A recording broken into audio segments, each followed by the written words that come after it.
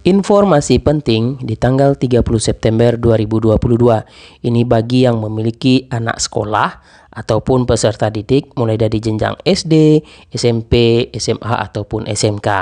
Nah, teman-teman, kami telah merekapnya untuk kami sharing. Jadi silakan ditonton video ini sampai habis.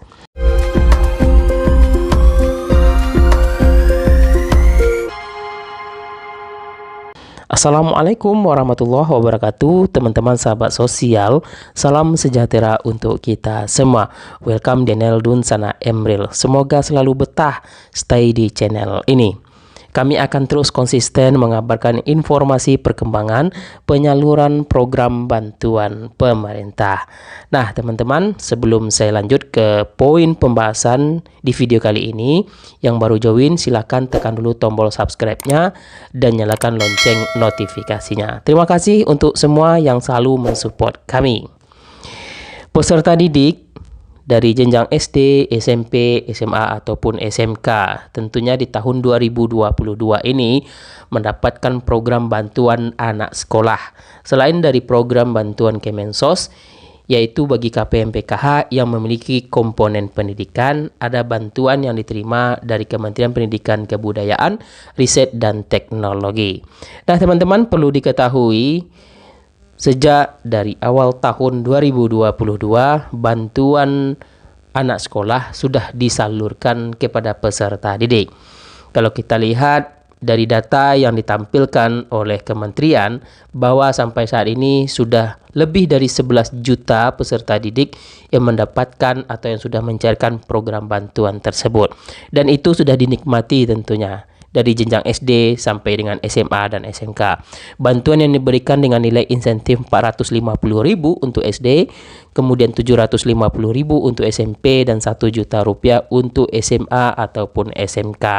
Nah, teman-teman, yang tercatat di tahun 2022 tentunya yang sudah secara reguler mendapatkan program bantuan ini, bantuannya sudah ditransfer melalui bank penyalur, Bank BRI, dan Bank BNI. Untuk khusus SMA ataupun SMK itu melalui Bank BNI. Yang baru proses pertama kali mendapatkan bantuan PIP ini, tentunya di awal syaratnya harus melakukan proses aktivasi rekening. Nah, teman-teman, proses aktivasi rekening ini untuk mendapatkan nomor rekening, kemudian mendapatkan buku tabungan simpanan pelajar, sehingga nanti akan diterbitkan SK penerima PP, yang mana nanti dananya akan ditransfer langsung ke dalam buku tabungan. Sehingga KPM tersebut ataupun peserta didik bisa mencairkan dana bantuan PIP di tahun 2022 ini. Tentunya program ini secara reguler disalurkan setiap tahunnya oleh kementerian. Di tahun 2021 dengan total penerima hampir 18 juta peserta didik itu sudah mencairkan dana bantuannya. Teman-teman peserta didik ataupun bagi orang tua yang memiliki anak sekolah bisa langsung cek untuk anaknya ataupun peserta didik tersebut melalui website resmi yaitu pipkemdikbud.go.id. Apakah dananya sudah disalurkan melalui bank penyalur atau belum? Jika memang datanya terdata dalam program PIP tahun 2022 ini. Kemudian ada informasi yang perlu kami sampaikan bagi peserta didik di tanggal 30 September 2022. Kemudian ada yang perlu kami sampaikan bagi anak sekolah peserta didik, baik itu yang sudah mencairkan dana bantuan PIP ataupun yang ingin atau yang terverifikasi datanya nanti mendapatkan program PIP.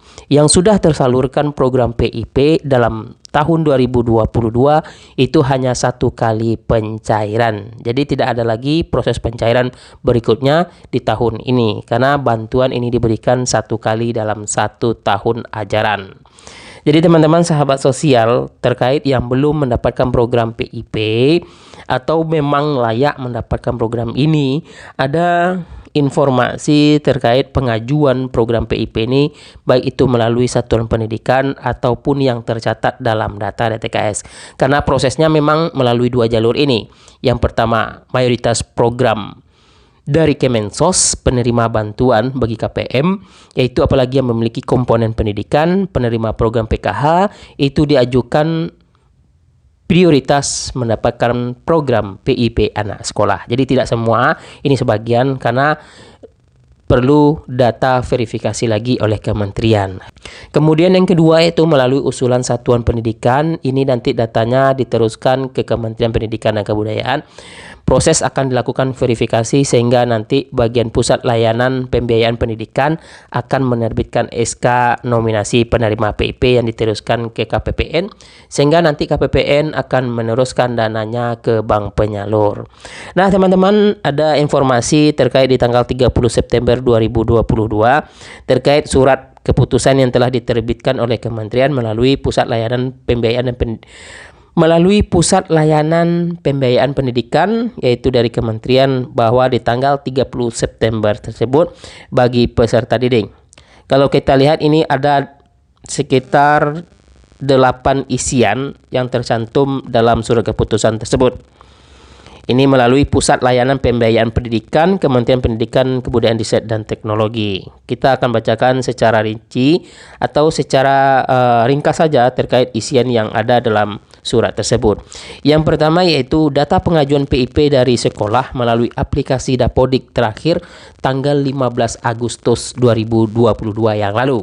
Kemudian poin yang keduanya, ini yang terkait tanggal 30 Septembernya. Jadwal pengusulan fase kedua atau tahap kedua oleh Dinas Pendidikan dimulai tanggal 15 sampai dengan 30 September 2022. Nah, teman-teman sahabat sosial, jadi batas terakhirnya tanggal 30 nanti. Setelah tanggal 30 nanti, maka akan dimulai proses verifikasi dan ditentukan siapa saja peserta didik yang masuk dalam kategori layak penerima PIP. Kemudian poin ketiganya, pengusulan dilakukan melalui aplikasi Si Pintar. Poin yang keempat, jumlah target sasaran proporsional pengusulan masing-masing dinas pendidikan tercantum pada aplikasi Sepintar. Nah, poin yang kelimanya, data sumber pengusulan menggunakan Dapodik cut-off batas waktu 15 Agustus 2022 yang lalu. Poin-poinnya adalah data peserta didik tercatat dalam DTKS, kemudian poin yang B-nya data peserta didik layak PIP. Kemudian selanjutnya, proses dilakukan verifikasi terhadap data sumber yang telah ditetapkan tadi melalui berasal dari keluarga miskin atau rentan miskin atau berstatus masih aktif bersekolah. Kemudian pengusulan berdasarkan hasil verifikasi dengan memprioritaskan peserta didik yang tercatat dalam DTKS. Kemudian pengolahan data usulan, Puslabdik akan memperhatikan kelengkapan data, baik itu dari sumber NIK, jenis kelamin, alamat, kemudian layak PIP, terkait golongan bagi ibu dan ayah kandung. Semua data akan dilengkapi dalam hal demikian. Jadi teman-teman, terkait hal itu tentunya tanggal 30 September batas terakhir pengusulan fase kedua ini. Jadi nanti setelah di bulan berikutnya akan ditetapkan. Maka setelah bulan berikutnya akan ditetapkan bagi peserta didik untuk layak penerima PIP di tahun 2022 dari sisa kuota yang telah ditargetkan atau dianggarkan oleh Kementerian Pendidikan, Kebudayaan, Riset, dan Teknologi. Oke teman-teman sahabat sosial, itu informasi yang bisa kami sampaikan. Mudah-mudahan bermanfaat. Jangan lupa di like, jangan lupa di share. Wassalamualaikum warahmatullahi wabarakatuh.